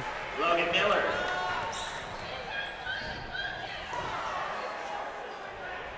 You see how very carefully Alex Knox is playing now because he's with 4 fouls. He's kind of in deep trouble. Yeah, he hasn't been nearly as aggressive as we saw him in that first half. There's a foul as he takes it to the hoop. And Bear River, with energy, is taking control of this game, Marty. Certainly are. As one of the things, too, is that they know that Placer and some of their key players are in foul trouble, and they're taking it right to them. First one's off the iron, no good. So Logan Miller will get one more. 55-44, 11-point lead. With 5:31 left to go in this ball game. That doesn't go. Riggs comes up with it as they had a little scramble underneath the basket. So neither free throw was good. There's Turney for 3 off the iron. Rebounded by Bear River. No patience on offense. No, they certainly fired up the first shot he had. Fade away. It doesn't go. Saved in there. And then bringing the ball up the court is still, that doesn't go. That doesn't go. They're going to call a foul now when hitting the arm. That could be on Wooner, and he's got a number of fouls. Let's see. It's going to be on. Yeah, it is 12, I believe. That is Wooner. Also on 12, Brandon Wooner, his third. That's only 3 on Wooner. So going to the line is Knox. First time at the line tonight. Doesn't make the first one. One more shot for Alec Knox. So C.J. Olson will come back in, the last of the starters that are sitting on the bench. I'm sure Coach Gansky will go with this team the rest of the way, I would think. You would think. That one doesn't go, and Bear River loses the rebound. That was Turney taking it to the hoop, and that didn't go. There's our touchdown production scoreboard, 8-1 run here for Bear River. So Turney goes to the line. That one drops in.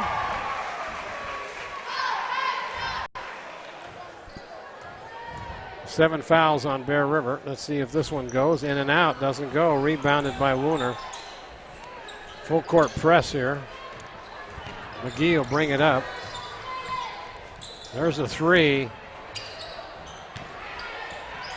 And too hard off the glass. Turney now brings it up. He almost thought about it. There was a 3-pointer off the iron. They need to slow it down now and run their offense. And that's what Gansky's going to do. He's going to call a timeout. Going to take that timeout, a little 20-seconder. Going to tell his boys, look, boys, let's use our clock. We get 30 seconds. It's a 10-point game. You can't protect too much, but you certainly can use the clock and run your plays, get quality possessions and quality shots. Yeah, the thing is, Paul, if you're going to run time off the clock, you got to make sure you're going to get a quality shot at the end of that 30 seconds. I heard somebody say that once. Yeah. It was me. Well, I know you. I know. Quality shot. There's Brian Hamilton back from the snow country. been reading his Facebook page, and he's got his 2 daughters in the stands with him tonight. Look for his article into tomorrow morning's Grass Valley Union. You know, it's a little known fact, that's actually a fake beard. It is? Yeah. He puts that on in the morning. He spent a lot of time these last couple of weeks up in the slopes. All right. Bear River trying to work it around, take some time off the clock. There goes, oh, good feed there, and puts it in to Justin Beskeen. Johnny Kazar. There's a 3, and nothing but net for Josh Turney. His second 3-pointer of the game. Another full court press coming up here. Get the ball to Kazar, brings it up. He was hacked. Late foul. Who they had a foul? Yeah, on Turney. So Kazar will shoot 1 and 1. Still only 7 fouls for each team. Outside 25, Josh Turney, foul number 4.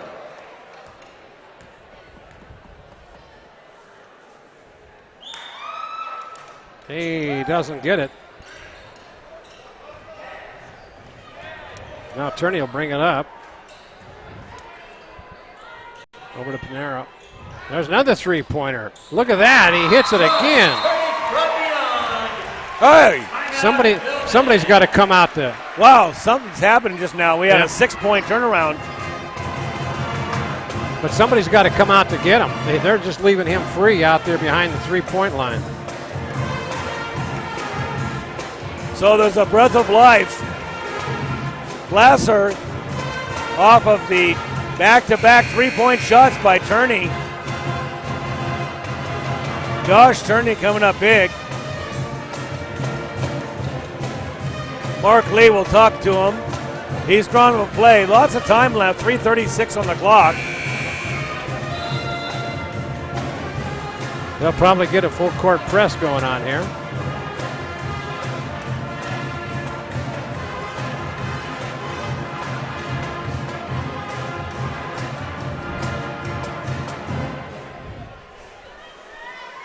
Inbounding the ball will be Beskeen. Being guarded in there by Swissley.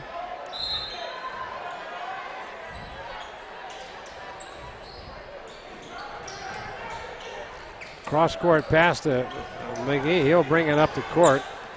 They're working on into Olsen. Over in the corner looking for 3. They're going to use that clock wisely. There it is. That is Johnny Kazar.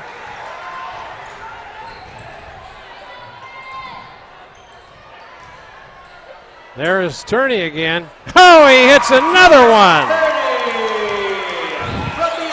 Wow, 5-point game now. Shades of last year. Bear River now working the ball around.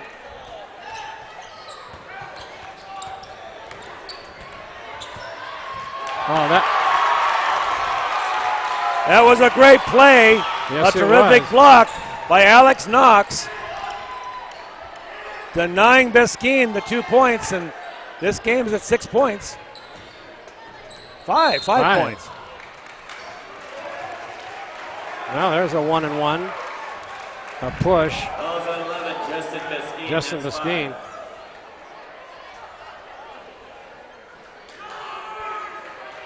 Let's watch the block here by Alex Knox. And there's a good feed underneath C.J. Olsen, feeding to Beskeen. Beskeen right under the basket. And oh, that was that could have been a foul because he hit him right in the hand. At the line, Cole Swissley.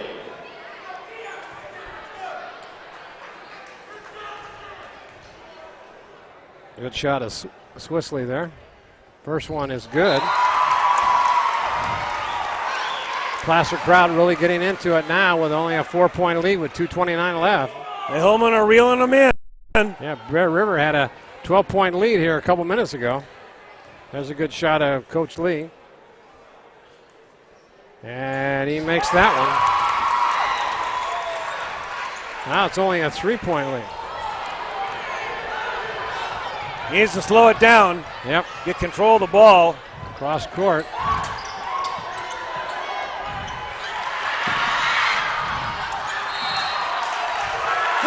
Turnover. Bad pass by C.J. Olson. He needed to just hold on to that ball and let things clear out. Turnovers right now are just unacceptable. They've got to hold on to that ball. They've also got to get on Josh Turney.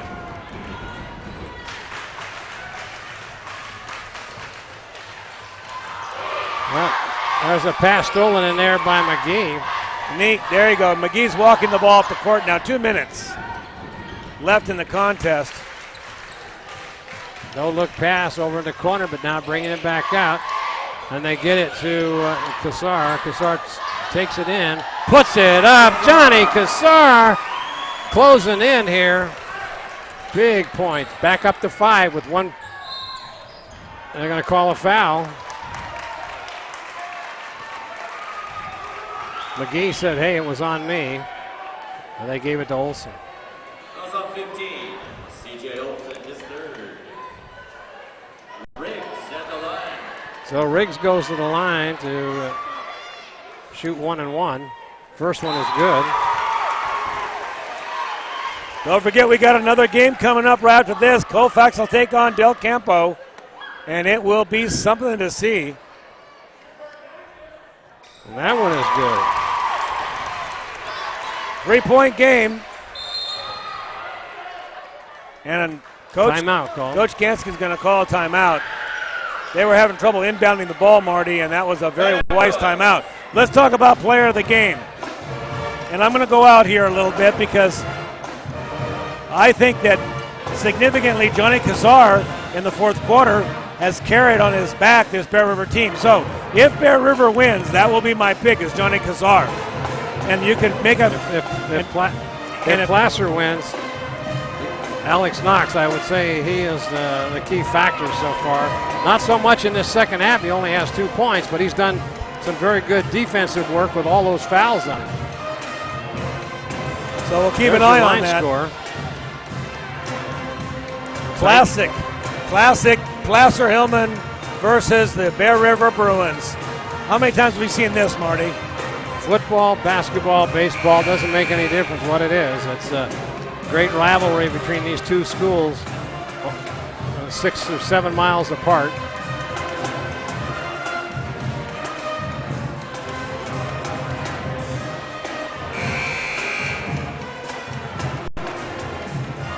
Well, we've got 1 minute and 41 seconds.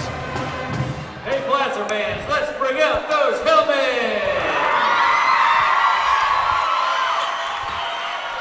And this is it.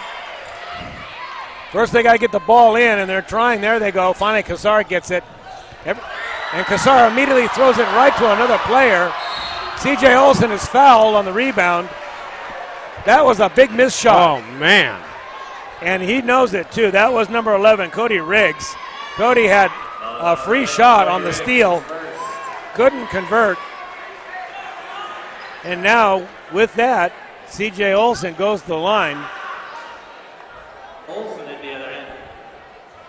Olson has 1 free throw tonight. 1-on-1 still in effect for 1 more foul. First one is nothing but net. And 1.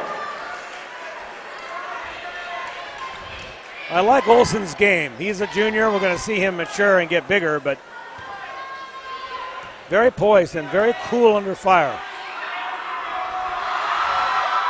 Got them both. And those are 2 of the biggest free throws he's shot in his career. Back up to 5 with 1:33. Get the ball off in the corner to Turney. Down low. And he's fouled. And a foul. He can pull it within 1 or within 2. How is he all by himself like Man, that? I don't know. I guess they were worried so much about Josh in the corner that left him wide open. Got it. Made it a 3-point play. Full court press coming on again.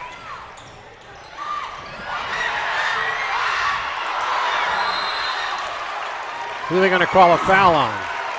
Going to call a foul on Bear River. Boy, Bear River over the years has really had trouble with the full court press.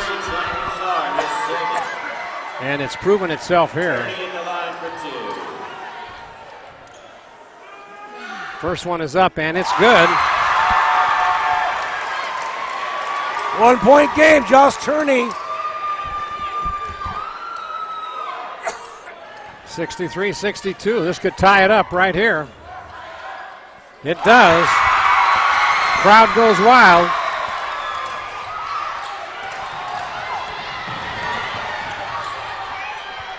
Bear River, no need to panic here.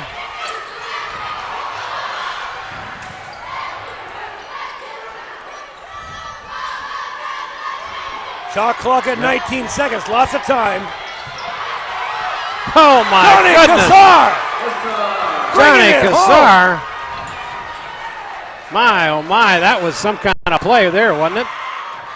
He has come alive. Oh, good block in there, but a putback, and he's going to foul him. Oh my goodness. Wooner making a great defensive play to make the block, but then right back at him. Alex Knox gets his own rebound off the block, puts it back up, and is fouled. And I believe Wooner is out of the game. He is. He is. Wooner is going to the bench. And 1 for Alex Knox. And they have Justin Biskeen still sitting on the bench as well.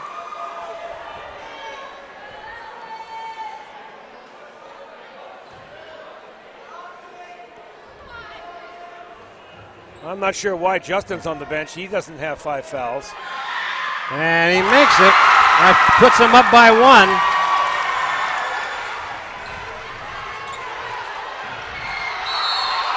A blocking foul. He'll go to the line to shoot 2. He's going to get 2 shots. Actually, that's their 10th foul, Marty. That will go. There will be 2 shots. Fouls on 12. Pete Key, his second. Miller will go to the line. Logan Miller at the other end, shooting wide.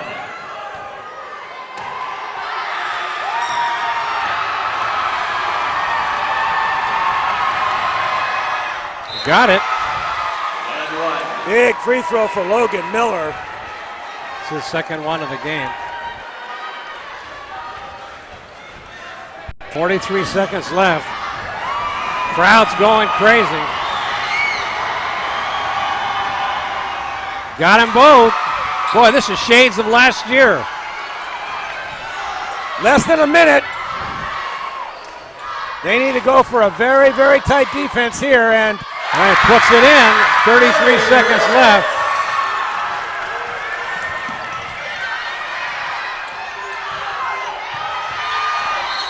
And there's a foul going to be called with 24 seconds left. That'll be on number 33. McGee takes it into the hoop. Going down, that's Swissley, Cole Swissley.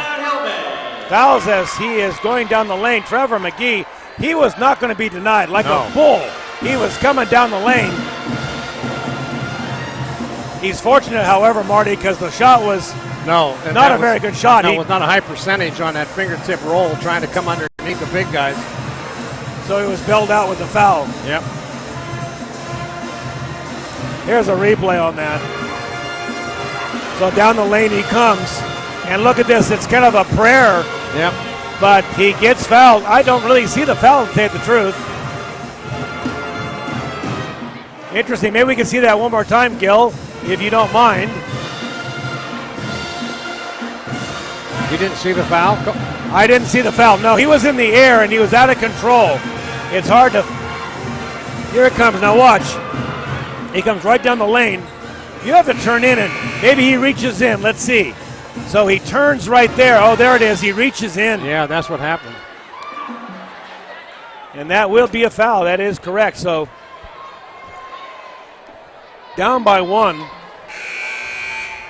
Trevor McGee will go to the line. Hey, Placer fans, let's bring out those Hillmen!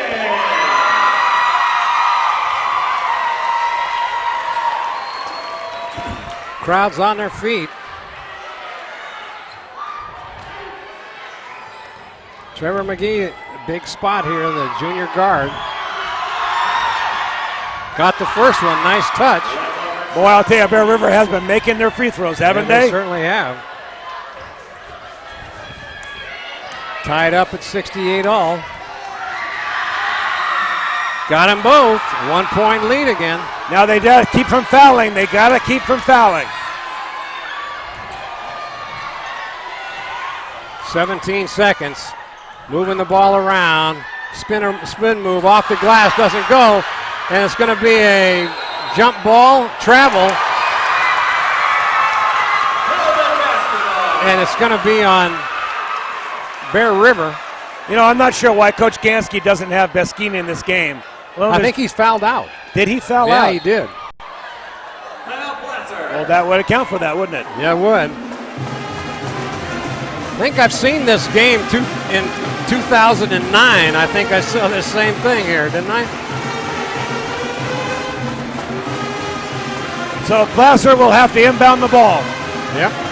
You know the Bear River is going to be denying them the inbound pass. Then they're going to have 9.5 seconds to get off a shot. Bear River's got to be very careful not to foul, because if they do foul with 10 personal fouls on them, they will get two shots from the line. Exactly.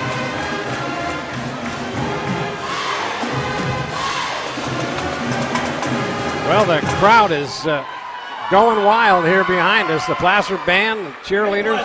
You know what to do. Let's bring out those Hillmen.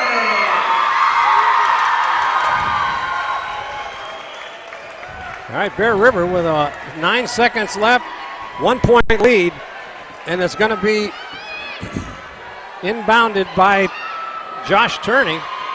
They've got a mismatch underneath. They're going to try to get this to Knox. Oh, they're going to, and they couldn't get it in. They couldn't get it in. Oh, my goodness. And Coach Gansky's going to take his last time out. Right there. Because now all they need to do is inbound the ball. Yep. You got to bet that what will happen is once they inbound the ball, immediately Placer will foul. Yep. That's all they can do. Pretty much, because if they allow the ball to advance down the court. Well, it looked like Placer was trying to set up a play, and they were moving people out at the top of the key, and Turney just couldn't get it in.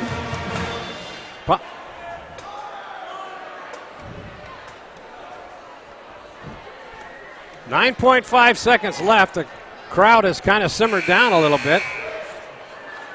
And Placer knows they're going to have to foul right away. Yeah, they do. They also know that they didn't get the inbounds in, and that is that's a cardinal sin. I would try to get the ball to McGee if they foul him. He's been accurate all night with his free throws. And I can't believe that they didn't foul him. Now they did.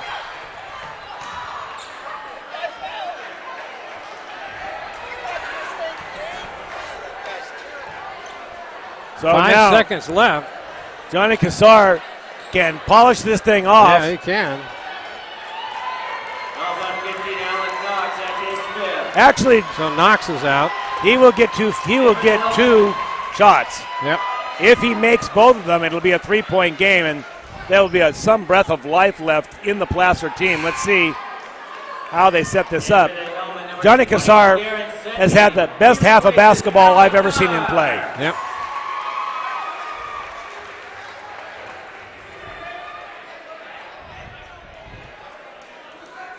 There he is right there. That's going to be your player of the game, Johnny Cassar. Is that okay with you, Marty? That's fine with me. He's played a whale of a ball game tonight. Best player on the floor, the second half, no doubt. Got the first one. And he's got ice water running through his veins now. Now a timeout's going to be called. 2-point lead, 70-68. There's your touchdown production scoreboard. Whoa. And I'll tell you what, Marty, when these two teams play again, I hope I'm sitting here next to you, because this kind of a game leads to another very, very good game. Exactly.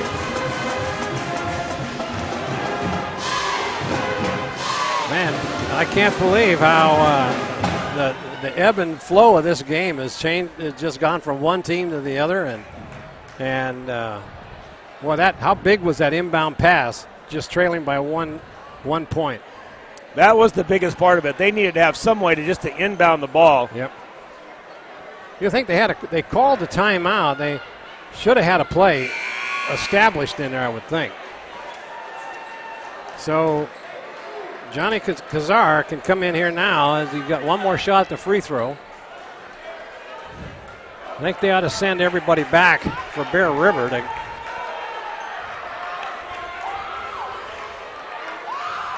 This is a great rivalry between these two schools.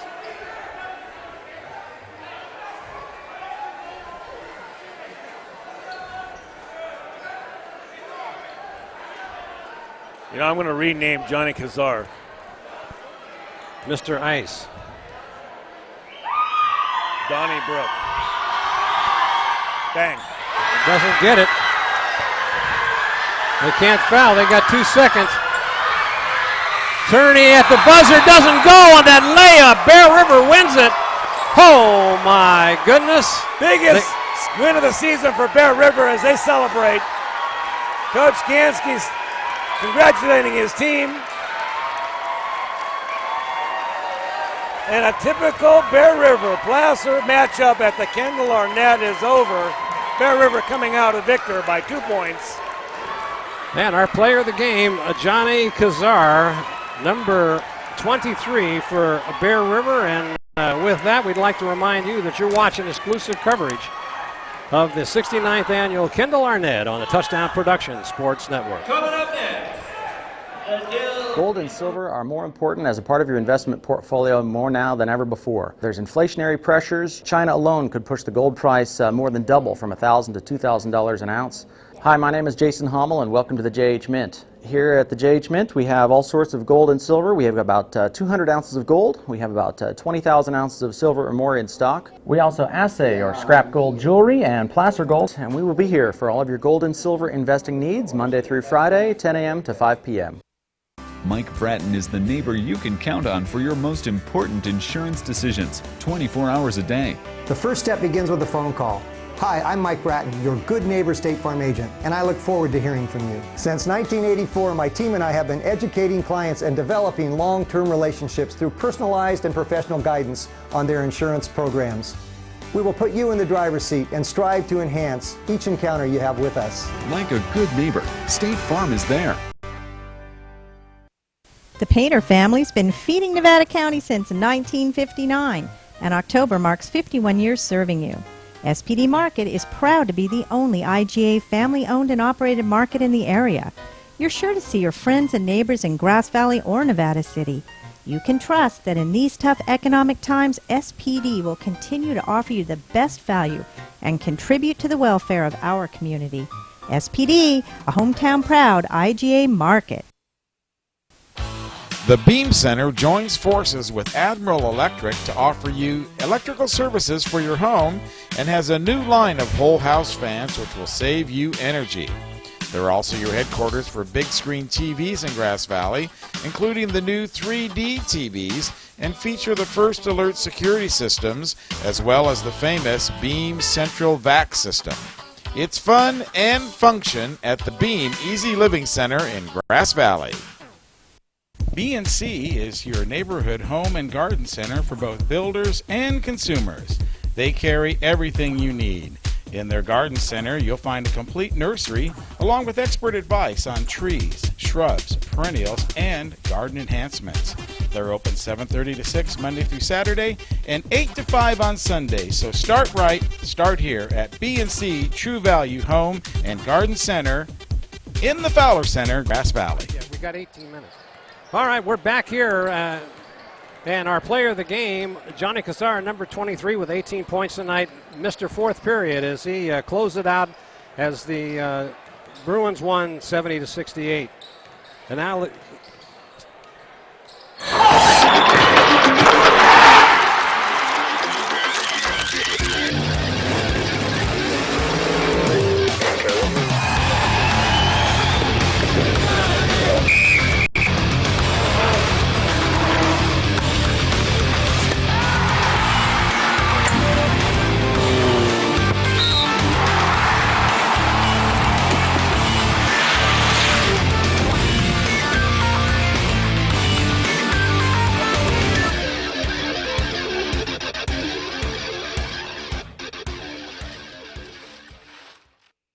Hi, my name's Mark from Swayze's Public Wholesale at 140 East McKnight Way. At Swayze's, we have all kinds of automotive tools. We have all kinds of fasteners, 3 different pitches of metrics. We have safety equipment. And don't forget our glove world. We carry over 600 styles of gloves. If your canopy was damaged this winter, we have all the parts and supplies to fix and repair it or expand it. It's Swayze's Public Wholesale. We have everything you need for everything you do. Open every day, 8 to 5 on the weekdays, open till 4 on the weekends.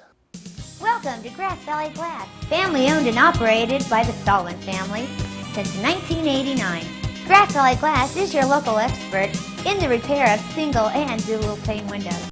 And don't forget about your auto, truck, or motorhome. Grass Valley Glass also offers same-day repair or replacement on all your auto glass needs, and we work with all insurance companies. Remember, if it's glass, it's Grass Valley Glass. Your car or truck is an extension of your personality. Chuck Cabros knows this, so Top This delivers truck and auto attitude every day with in-store displays featuring thousands of products from WeatherGuard, DZ, bracket truck racks, along with a large selection of aftermarket performance products, all from the top manufacturers. So give your car or truck the attitude it deserves at Top This Truck and Auto Accessories. All right, we're back here. We're waiting for the start of this next game between Colfax and Del Campo. But we'd like to tell you that your executive producer and director for tonight's game was Gilbert M. Dominguez. Sean Koshevsky was your remote coordinator. Your announcers for tonight's game, Marty Mortensen along with the infamous Paul Brown. That's true. Laura Anderson, again, Sean Koshevsky and Joe Loving on the cameras. Office manager Lynn Dominguez. Remote facilities provided tonight by the Commander 2. Technical equipment provided by Grass Valley. Commander Maintenance, Reeves and Auto Parts, and Plaza Tire and Auto Service. Player of the Game Award, Touchdown Productions and Stuckey Engravers. There's our Player of the Game. Touchdown Sportswear, DK and Stitches, and What's Your Sign? Touchdown Accounting, Sierra Business Management, Don Gillis, and Citro Graciano, LLP. Well, we'd love to hear from you. Give us a call at 274-2206. And look for us on Facebook. Become a fan. You can watch all the highlights. For Paul Brown, Gil Dominguez, this is Marty Mortensen and the rest of the crew saying we'll see you next time on your NorCal Game of the Week.